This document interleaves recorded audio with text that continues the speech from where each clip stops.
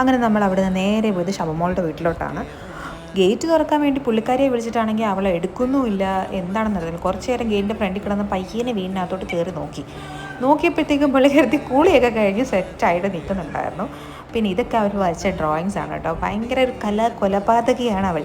അതായത് ഇതാണ് ഒരു ഗ്രൂപ്പ്, അവളുടെ ഇളയ ഗ്രൂപ്പാണ്. പിന്നെ അത് മറ്റേത് മൂത്തത് 2 ബേബി ഗേൾസാണ് അവൾക്കുള്ളത്. ഭയങ്കര ഇളയതാണെങ്കിൽ ഭയങ്കര നോട്ടി ഗേളാണ്. അപ്പം നമുക്ക് ലഞ്ച് ടൈമൊക്കെ ആയി ഇവള് ഫുഡൊക്കെ അറേഞ്ച് ചെയ്തിട്ടുണ്ടായിരുന്നു. ഇത് കണ്ടില്ലേ, ഇത് ബേബീസിൻ്റെ ഡ്രസ്സാണെങ്കിൽ അവൾ സ്വന്തമായിട്ട് ചെയ്യുന്നതാണ് എംബ്രോയ്ഡറി വർക്കൊക്കെ. ആൻഡ് ആൾസോ മെഹന്തി ആർട്ടിസ്റ്റും കൂടാണ്. ഞാൻ പറഞ്ഞില്ലേ, എല്ലാ പരിപാടികളും കയ്യിലുള്ള ആളാണ്. അങ്ങനെ പണ്ട് തൊട്ടേ നമുക്ക് കോളേജിലൊക്കെ എന്തെങ്കിലും ഫംഗ്ഷൻ വന്നാൽ മെഹന്തി ഇടുന്നത് ഇവളാണ്. കുറേ നേരം അങ്ങനെ ചിറ്റാറ്റ് ചെയ്തിരുന്നിട്ട് നമുക്ക് സമയം പോയി അറിഞ്ഞില്ല. വൈകുന്നേരം ഇപ്പോൾ ചായക്ക് കുടിച്ചിട്ട് ഇറങ്ങാറായപ്പോഴത്തേക്ക് കുഞ്ഞാവയാണെങ്കിൽ ഉറങ്ങിപ്പോയി. പിന്നെ അവിടെ നിന്ന് ചിരിച്ചും കളിച്ചുമൊക്കെ ഇറങ്ങിയപ്പോഴത്തേക്ക് ഒരു നേരമായി. ലിബിനിക്കയോട് നമ്മൾ ബായൊക്കെ പറഞ്ഞതിന് ശേഷം പയ്യനും നമ്മൾ വീട്ടിലോട്ട്